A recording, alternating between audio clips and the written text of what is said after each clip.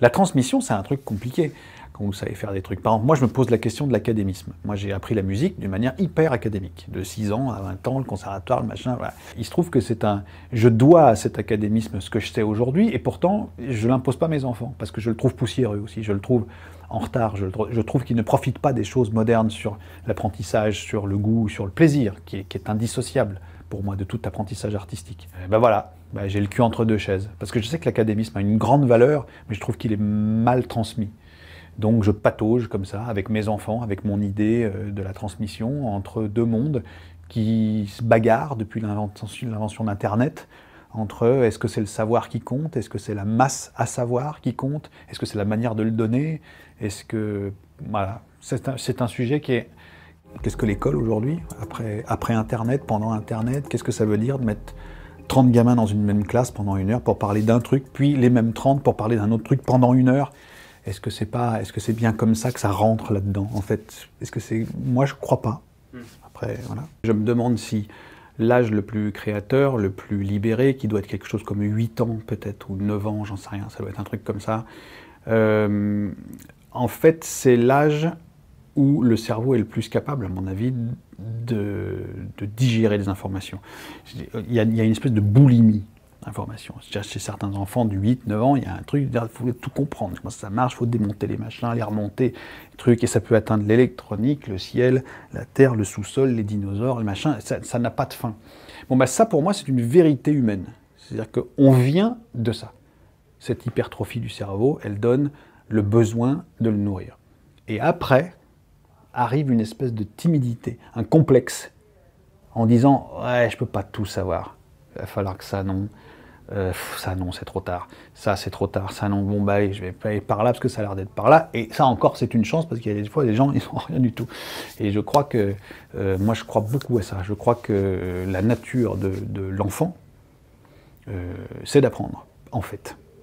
Et je pense que souvent l'école casse ça.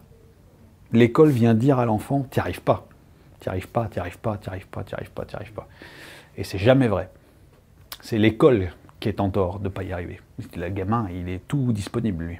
Je prends un truc intimidant, par exemple, la musique. La musique pour quelqu'un qui n'en a jamais fait. Un trentenaire qui se dit « j'aimerais bien savoir la musique », il laisse tomber, le gars, il y a tellement de choses qu'il n'a pas fait. C'est pas dessiner les notes. Je me souviens de mon premier cours quand j'avais 6 ans. On faisait des bouboules comme ça, avec des gros traits et des machins, et des clés de sol. On a passé 3 semaines à apprendre à faire des clés de sol. Ça ne sert à rien, parce que les clés de sol, on finit par le savoir. Mais c'est vrai que c'est difficile. C'est intimidant d'avoir en face de soi quelqu'un qui a passé des années à faire ces trucs-là académiques. Mais en fait, c'est pas si loin que ça. Sans vouloir rendre ça compliqué. Quelqu'un qui vous parle avec passion de quoi que ce soit, je dis bien de quoi que ce soit, c'est toujours fascinant, je trouve. Il ne faut pas se l'interdire, il ne faut rien s'interdire. On n'a pas le temps déjà. C'est court tout ça. Donc, Il me semble que j'ai un souvenir de mon enfance qui est très marqué par le goût de comprendre des nouvelles choses, de démonter les trucs pour voir comment c'est fait dedans, au propre et au figuré.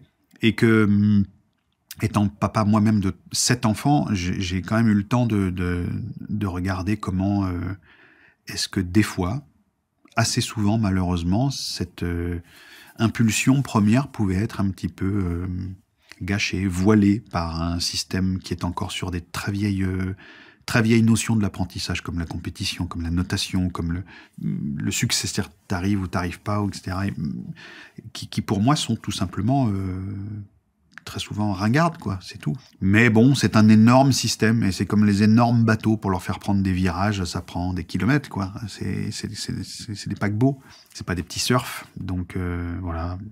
De temps en temps, je m'énerve un peu, je suis probablement très con, parce que ce système est bourré de gens qui voudraient mieux faire, et qui font avec ce qu'ils ont, et encore une fois, il y a des tas de gens qui ont beaucoup de talent et beaucoup de mérite dans tout ça.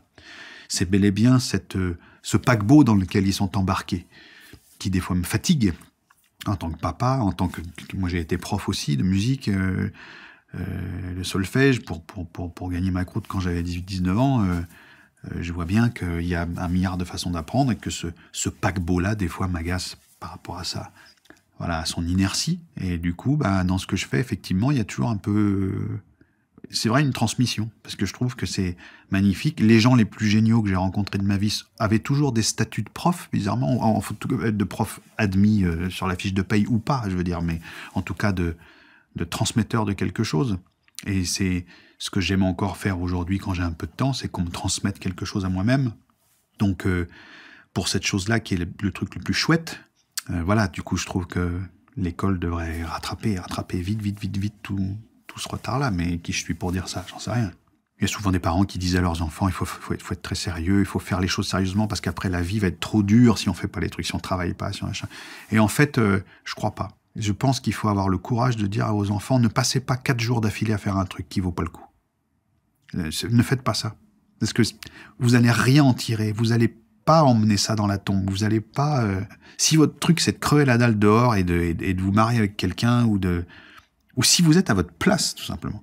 Si vous avez vos deux pieds dans vos pompes, ben, il n'y a pas de mauvaise façon de vivre, en fait.